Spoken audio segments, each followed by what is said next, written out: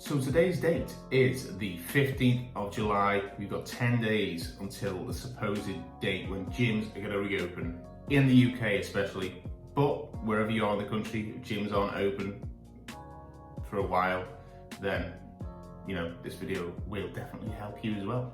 If you haven't done already, make sure to give the video a thumbs up and subscribe to the channel, and let's carry on with the video. So let's look at step by step what we're going to do from today, the game plan, the blueprint. So first of all, if you haven't been already, we need to clean up the nutrition a little bit. Start to get rid of the pops, the sodas, as many of those fizzy drinks, adding more water, substituting them, substituting the refined sugars, chocolate bars, the shitty foods, getting more vegetables, fruit and vegetables. That's the basic, okay, starting from now, if you haven't been already, because you've only got 10 days, right? Then, after we've done that, or basically as well as that, because this is the most important thing, you've heard it probably on every type of fitness video, calories are number one. So using an app like MyFitnessPal, or tracking it a hard way with a food scale and doing calculations yourself, whatever it may be, you gotta track your calories. So starting off with maintenance calories, or even if you are in a slight calorie surplus, because let's face it, most of us at home while we've been training haven't had the luxury of a big home gym with all the equipment that you will find in commercial gyms. So when you go back to using a commercial gym, it's gonna be exercises that we haven't done for a long time, okay? So your muscles are gonna feel very sore. It's gonna be, probably more volume overall, different movement patterns, different loads, things like that. So even being in a slight calorie surplus, 100 calories, maybe 200, depending on how lean you are, that'll be fine as well, but definitely maintenance calories or slightly above as we build up from now, going into the first gym session on the 25th of July. Right, so we just looked at nutrition from now until when gyms are going to reopen. Now we're going to look at training from now until when gyms are going to reopen, whether you're in the UK or not. And I'm also going to try and give my best advice of what to do from the first gym session back, maybe for the first few weeks to a month. Okay, so training from now until gyms reopen.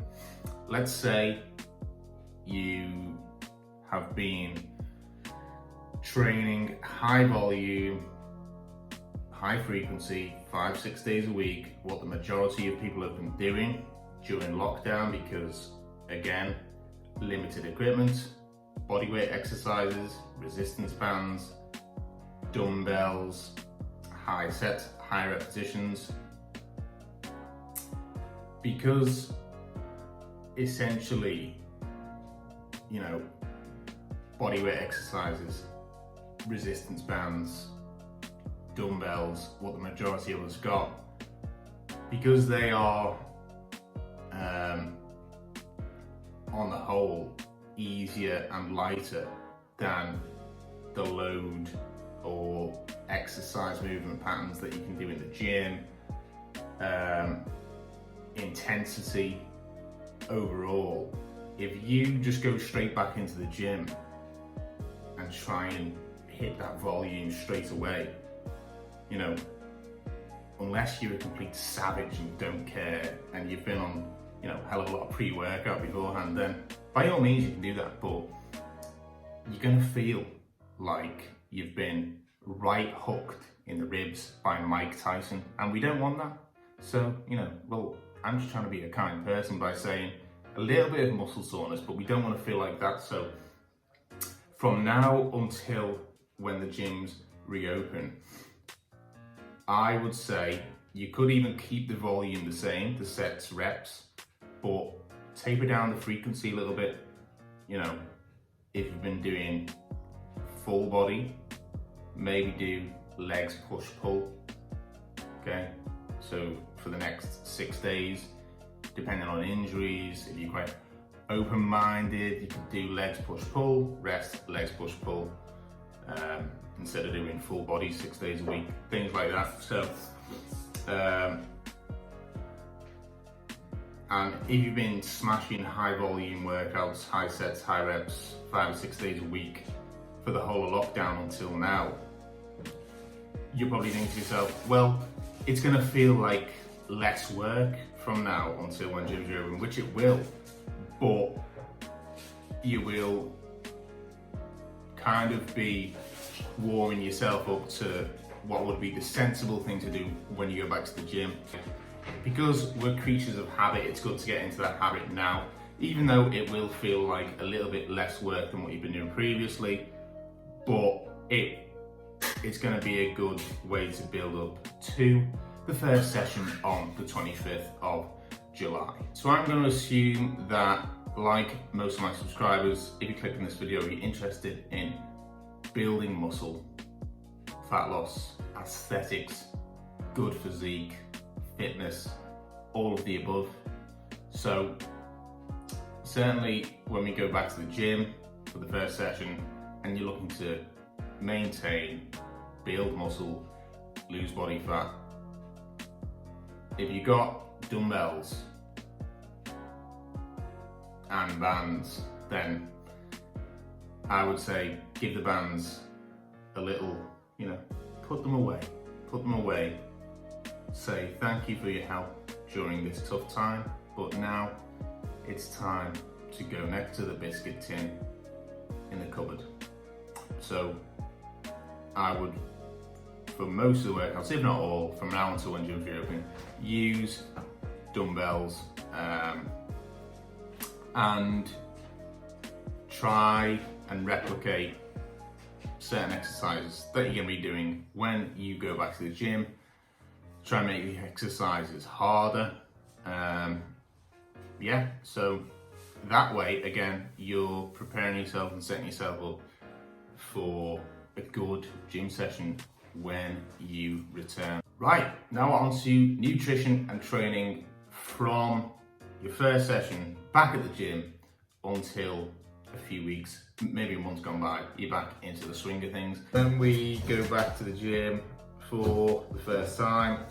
From then onwards, nutrition, basically the same from now until when you get back into the gym. So maintenance calories or even a slight calorie surplus, because if you've lost some muscle, which you would have done during this time, believe me,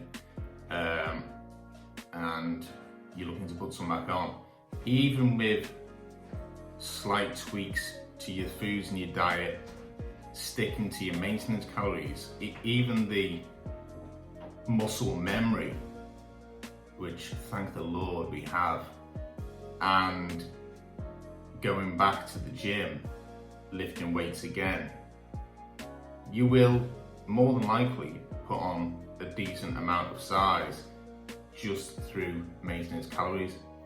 Okay, however, you can, like I said before, go in a slight calorie surplus, slightly over maintenance as well. Right, so training from the first session back on the 25th of July for the next month, let's say.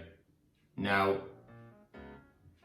if you've been doing, legs push pull splits, full body splits, you know about rep ranges and sets, I'm pretty sure you know what a training program is, and you've more than likely been doing some sort of one before lockdown, maybe a bit of one during lockdown, and lo and behold, I highly recommend you should follow a training program when you go back to the gym.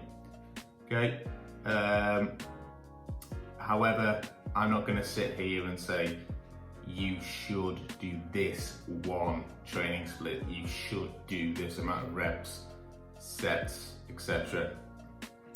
Because it depends on the individual, okay? However, you should follow a type of training split. There's lots of different ones, such as legs, push, pull, full body, upper, lower. So Monday, Tuesday. Monday could be upper body, Tuesday could be lower body, Wednesday rest. I'm just gonna adjust the light on this video.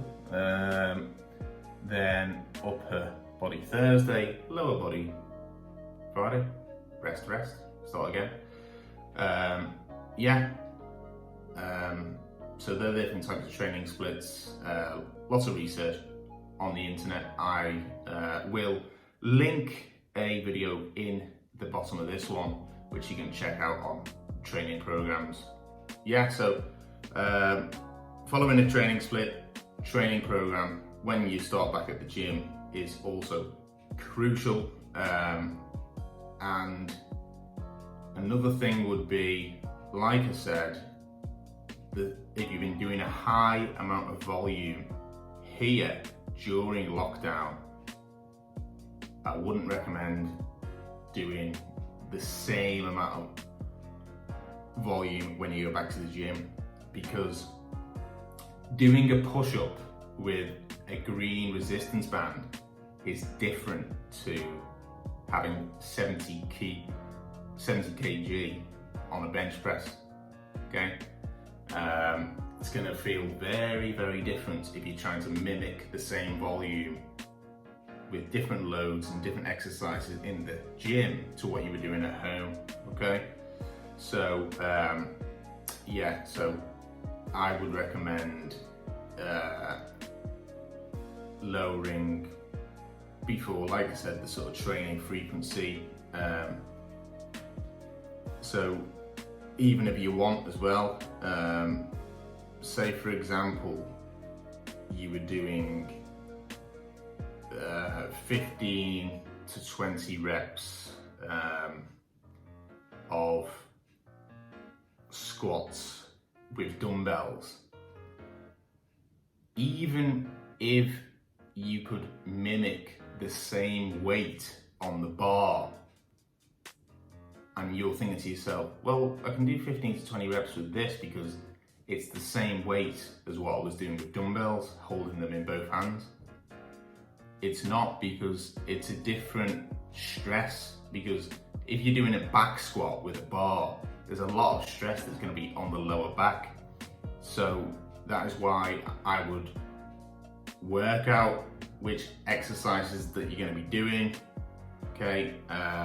And certainly if you haven't done those exercises during the whole lockdown, lower the amount of reps, sets, or if you don't want to lower the volume, lower the training frequency. Legs, pull, push is a good one because you're still training each muscle group twice a week.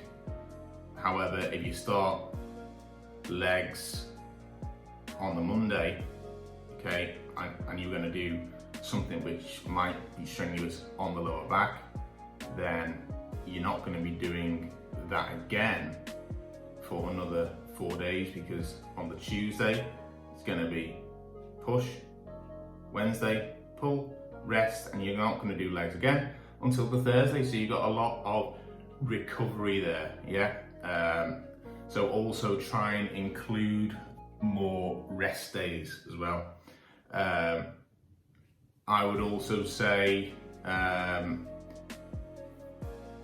for example, if you are going to be doing bigger compound movements like squats, like deadlifts, things that are going to be, very strenuous on the lower back, hamstrings, which you have not done during lockdown, then even use some of the rest days to maybe work on the smaller muscle groups, like to strengthen the core, strengthen the lower back, because it's something you haven't done in a long time. Another thing could be exercise selection as well. So instead of say for example, going back to the legs push pull split, let's say if you had a leg session on Monday, leg session on Thursday. Another thing which you could do is instead of just doing back squat on Monday and think, well, I've had a few days rest, I'm going to do back squat again on the Thursday. You know, on the Thursday you could do leg press or hack squat. So it's not going to be as stressful on the lower back 2 days during the week. But then as you get closer to the end of the month, you build more muscle, more strength, then you can get back to doing those exercises.